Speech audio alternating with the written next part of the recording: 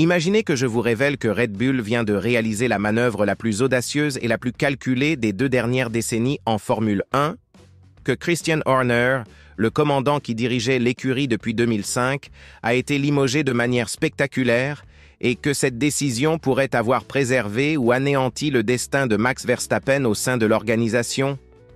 Restez avec moi, car cette histoire a des rebondissements qui vont vous surprendre. Commençons par le commencement. Christian Horner n'était pas simplement le directeur de Red Bull Racing. Il était littéralement le cœur de l'organisation. L'homme qui a transformé une marque de boissons énergisante en une force dominante de la Formule 1. 2 décennies à la tête de l'équipe, 6 titres de constructeur, 4 championnats du monde aux côtés de Verstappen. L'homme était pratiquement inébranlable. Cependant, quelque chose a radicalement changé dans les couloirs de Milton Keynes, et cela s'est produit trop rapidement pour être une simple coïncidence. La révélation est venue avec la nomination de Laurent Mekies au poste de directeur de l'équipe.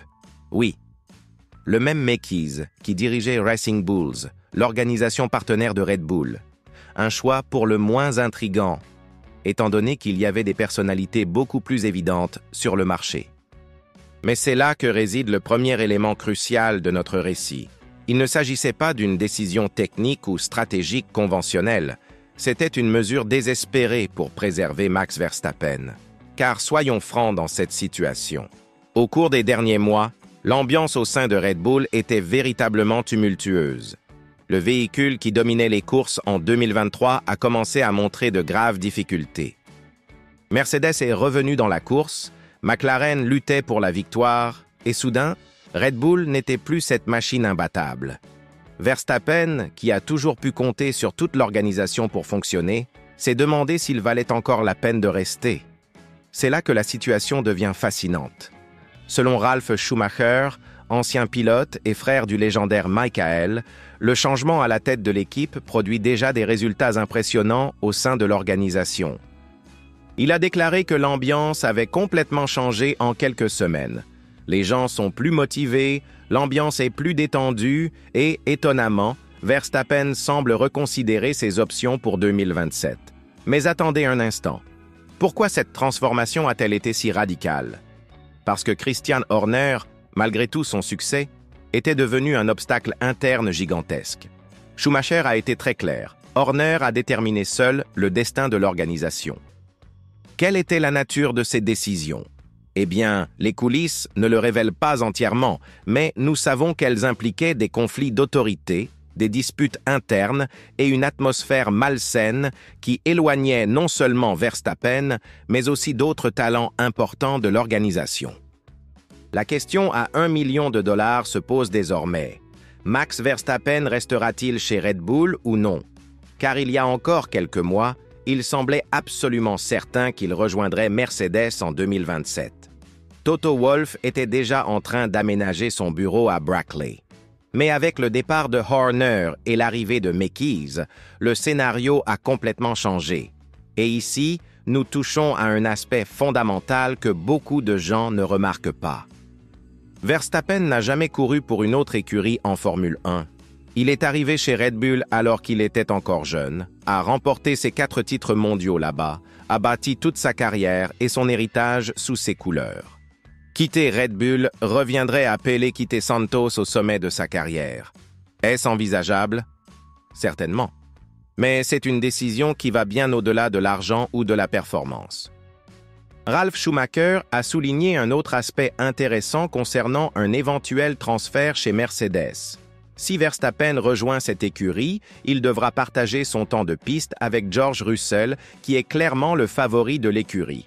Russell connaît l'organisation, bénéficie d'un soutien politique interne, et Toto Wolff ne va pas simplement ignorer cela pour satisfaire un pilote qui arrive. Chez Red Bull, Verstappen a toujours été le numéro 1 absolu. Chez Mercedes, il ne serait qu'un pilote talentueux de plus essayant de prouver sa valeur. Mais il y a un autre élément qui pourrait tout changer, le partenariat avec Ford. Oui, vous avez bien entendu. Red Bull sera équipé de moteurs Ford à partir de 2026, et les rumeurs indiquent que cette unité motrice pourrait être plus compétitive que beaucoup ne le pensent. Alors que tout le monde pensait que Mercedes disposait des meilleurs moteurs, des informations indiquent désormais que Ford est en train de développer quelque chose de vraiment impressionnant.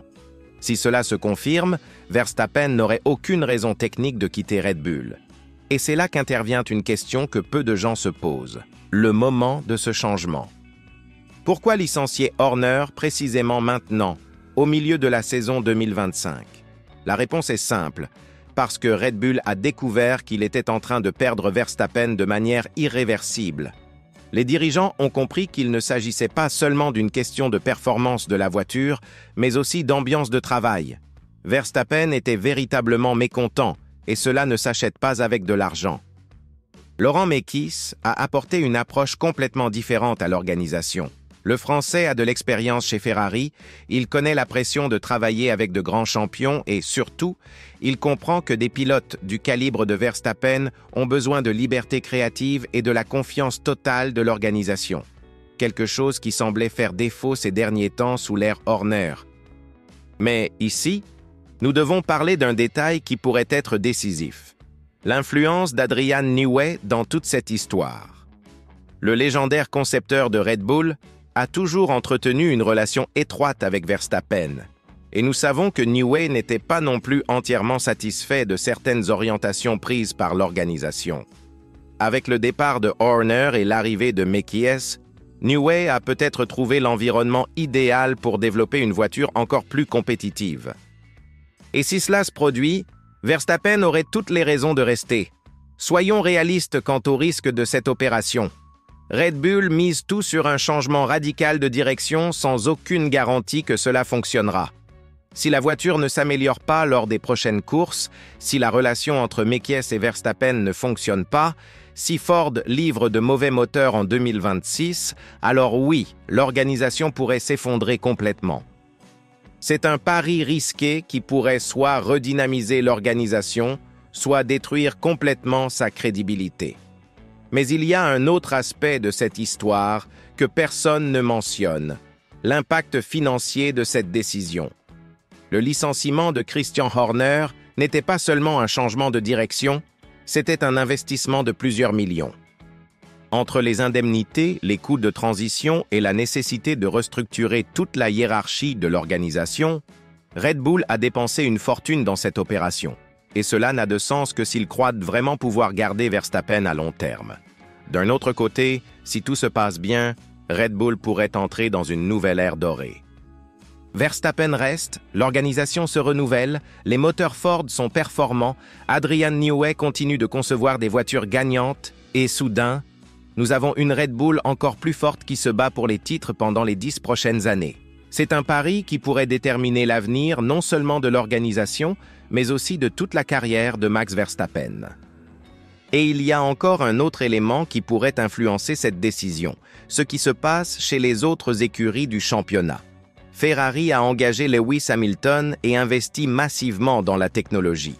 McLaren continue d'évoluer avec Lando Norris et Oscar Piastri. Mercedes dispose toujours de George Russell et désormais d'Andrea Kimi Antonelli. Le paysage concurrentiel de 2026 pourrait être complètement différent de celui que nous connaissons aujourd'hui. Verstappen en est conscient, et cette incertitude pourrait être un facteur décisif pour qu'il reste dans un environnement qu'il connaît déjà. Ce qui ressort clairement de cette histoire, c'est que la Formule 1 a beaucoup changé ces dernières années. Il ne suffit plus d'avoir la meilleure voiture ou le meilleur pilote. Il faut avoir le meilleur environnement, la meilleure structure politique, la meilleure gestion des ressources humaines et surtout, il faut savoir s'adapter rapidement lorsque les choses ne fonctionnent pas. Christian Horner était peut-être un génie sur la piste, mais il semble avoir complètement perdu le contrôle en coulisses.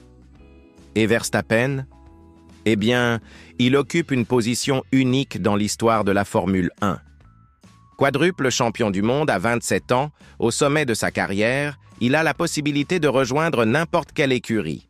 La décision qu'il prendra dans les prochains mois déterminera non seulement où il courra, mais aussi comment il restera dans l'histoire de ce sport. Veut-il être considéré comme celui qui est resté fidèle à l'organisation qui l'a formé, ou comme le pilote qui a eu le courage de relever de nouveaux défis? Alors, qu'en pensez-vous? Red Bull a-t-elle pris la bonne décision en limogeant Christian Horner? Max Verstappen doit-il rester et miser sur le projet avec Laurent Mekies, ou partir chez Mercedes et tenter de se construire un nouvel héritage? Donnez votre avis dans les commentaires et n'oubliez pas de vous abonner à la chaîne pour ne rien manquer de ce feuilleton qui promet de faire bouger la Formule 1 au cours des prochains mois. Car une chose est sûre, cette histoire ne fait que commencer, et les prochaines semaines pourraient être décisives pour l'avenir du quadruple champion du monde.